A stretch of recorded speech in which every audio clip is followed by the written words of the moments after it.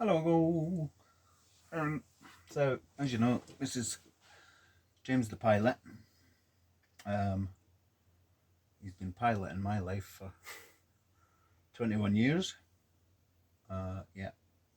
So basically, this is just a little sort of introduction to us. The reason that we decided to take this life on, and just a bit of background and stuff.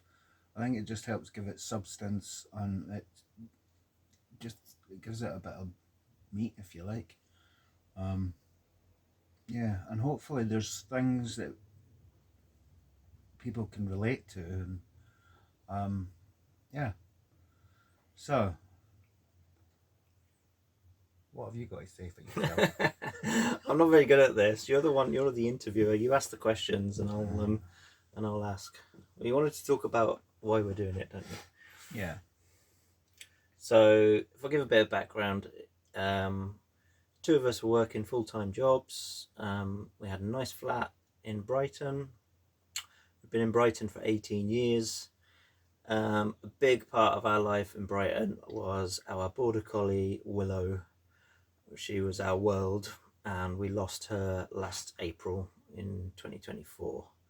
So I think for us, since losing Willow, kind of Brighton stopped making sense for us, didn't it? It kind of, we were kind of left with a big hole, and we were just in our lives, and we were just left with our jobs and the flat, and we were going to our jobs and coming back, killing time in the evenings until it was time to go to bed, and then get up and go to work again. And it just felt like a drudgery, didn't it? Just like a treadmill. And none of us were happy, really. We like things to change, and we like new experiences. Definitely. And we'd always talked about getting a motorhome when we retired. This was our retirement plan for when we're 65. So And we're not 65. so we've brought it forward about 15 years, haven't we? Yeah. So yeah, we've always had that kind of free spirit where we've wanted to go off grid, kind of talk about getting away from the rat race, doing something different, not being under the thumb of, Drudgery of life. yeah, the council and the, utilities and all the stuff that goes along with that. So this was the dream really for a long time. Yeah. But since losing Willow, I think more and more we started to realise between ourselves that we weren't happy, and we were sitting in a pub one night in the Barley Mow in Kemp Town in Brighton, and you said, Why don't we just go live in a van? "Why don't we do it now? Why don't we do it now? Let's just do it now." So we did. So, yeah. And I should say that we're in a slightly lucky position, slightly privileged, I would say, because I've got a job where I can work remotely. So I'm still earning a full-time wage while we're on the road. Whereas you've given up your job. Yeah, so basically I've worked in care for going on the last 12 and a bit years. Almost 10 of that was working with adults with mental health issues. I started off as a care officer. I absolutely loved it beyond belief. I got promoted to a duty officer, so you're kind of running the shift and stuff and organising stuff and all this office based but still hands on sort of approach. And again, I loved that. Then I got promoted to a support manager, which I think for me, it was more about getting the title of manager simply because when I was at school, one of the head teachers says to me, "Oh, you'll amount to nothing." I was a bit of a tearaway at school, not bad, just a bit cheeky, and we play truant and stuff. He just never liked me, and I never liked him, to be honest. But yeah, it was kind of a FU moment once I got that promotion. However, in saying that, it done me no good because I was never happy in it. I tried. I did try. but it was a lot of red tape, a lot of rules and regulations, and it took me away from what really mattered to me, and that was caring for the service users. I was dealing more with paperwork than people, and I really missed it, and I lost heart in it very quickly. But like James says, we were living in a really nice flat. The money was good. I can't complain about that. And the ironic thing is, I got really depressed. I got signed off quite a few times by the doctor, but it kind of ate away at me in a way that I never expected. And the thing is, it was never the service users that caused this. A lot of it was staffing issues, staff problems.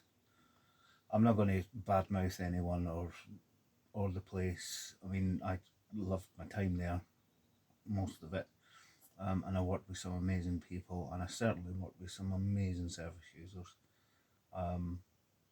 So yeah, but at the end of the day, it did cause a lot of anxiety for me. Now, I'm not an anxious person by any means. I didn't recognise you. You became a different person. You became a shell of the man that I met 21 years ago. And it was me, wasn't it, that was pushing you more than anything to get out of that job.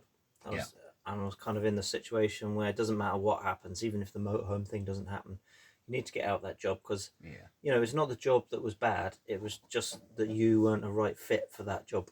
It just didn't work. And it was causing you it's causing you mental health difficulties that I've never seen in you before the whole time I've known you. So that was a sign to me that it was bad for your health and you need to get out of there. Yeah, definitely. Anyway, that's the sort of run up to where it got to the point I was like, I can't do this anymore, can't do it. Like James says, he was like, you need to get out, you need to get out. And then going back to what you said, we were in the pub and it was like, we were both really quite stressed. And it simply just got to a point, I was like, do you know what? Stuff this. We don't need to live like this. This is no way to live. We were existing, we weren't living. We were just going day to day, run-of-the-mill stuff, and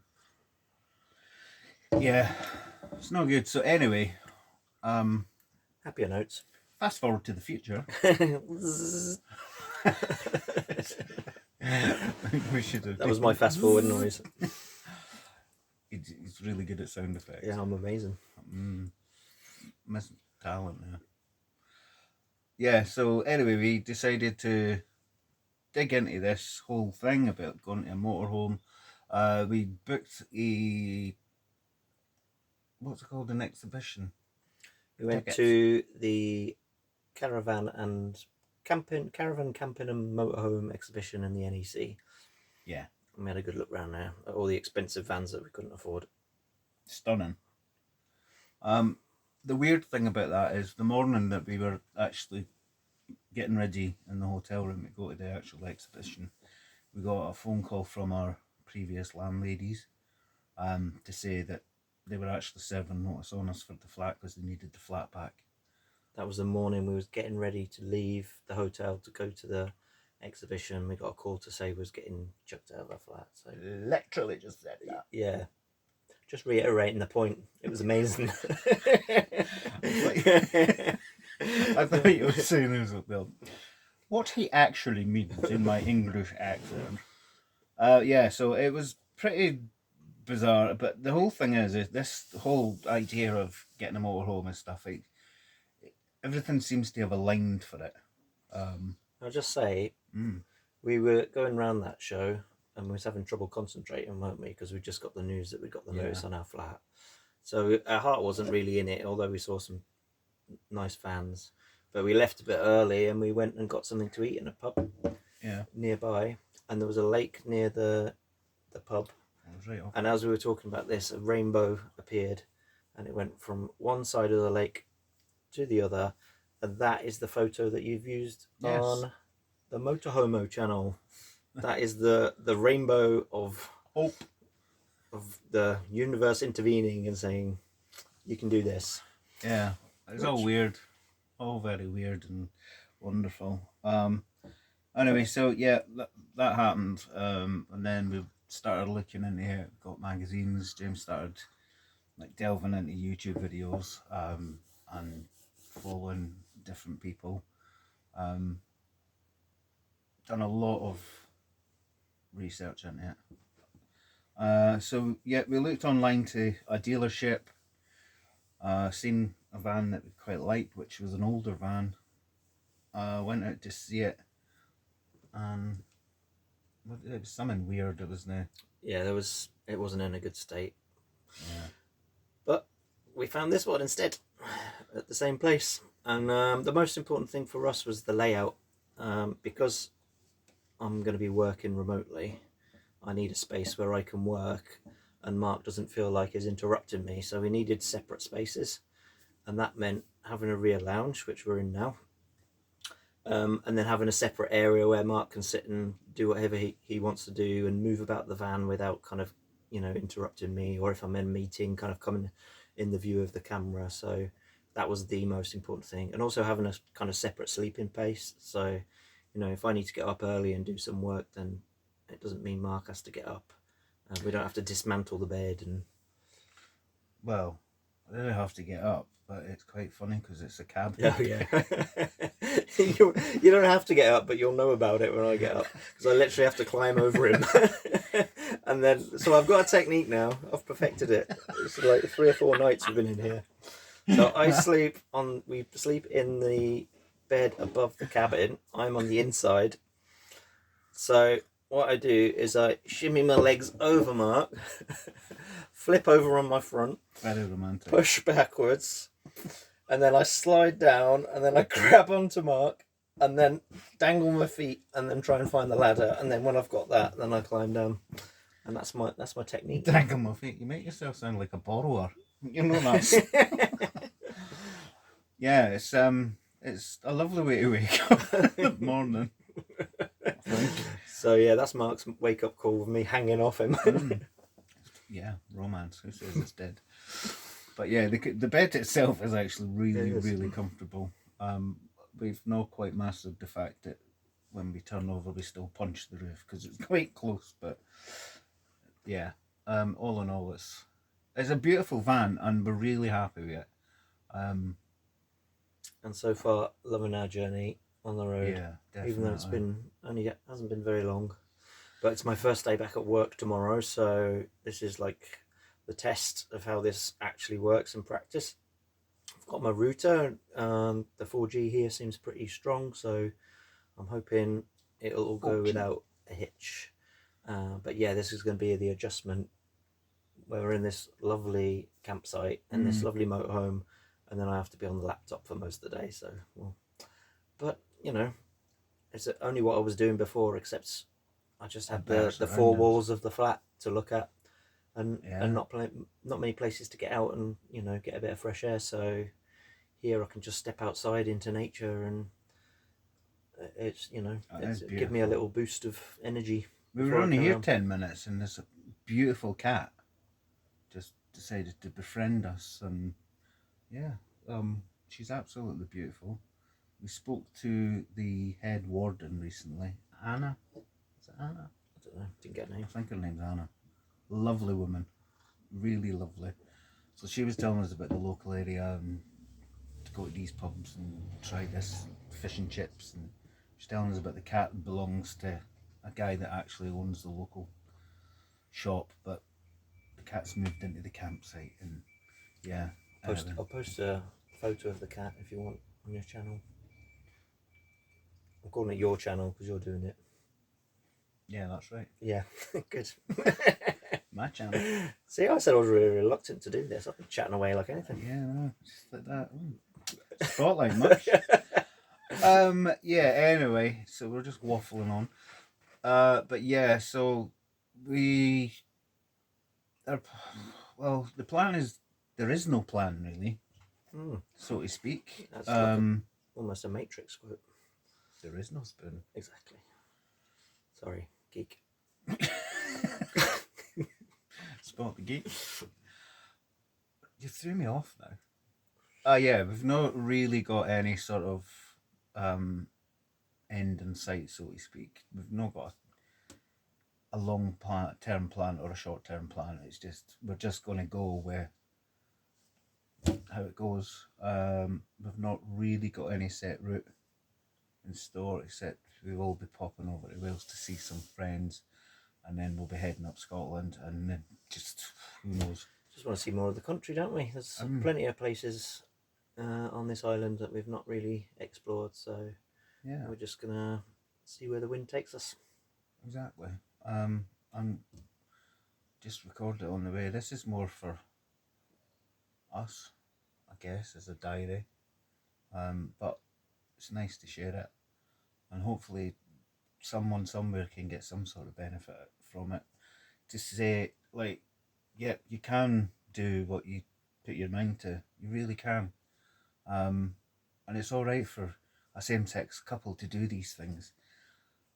We've been through so much stuff in our life where we've had to deal with comments and stuff. But do you know what? Whatever. Who cares? We know who we are now. Don't Yeah. we? Got confidence in ourselves. So. We're two bald, bearded, older gays. Currently overweight. Hence Hopefully, the hopefully the future will hold a skinnier version of this. So if you're still doing this in a year's time, hopefully we'll look quite different. Yeah, we will. A year. Get it for 3 months, we'll be starving. No food. Right, people are getting bored now. Yeah, we're just waffling. Anyway, thanks guys. Please like, subscribe, and share, and leave comments as long as they're nice. This is no place, or there is no room for hate on this channel. Everybody's welcome. So just be nice to each other. Be nice to the planet. Look after her. She'll look after you. And yeah, I'll keep waffling and posting stuff. So that is us and our journey to be. So thanks. Here we go. Here we go.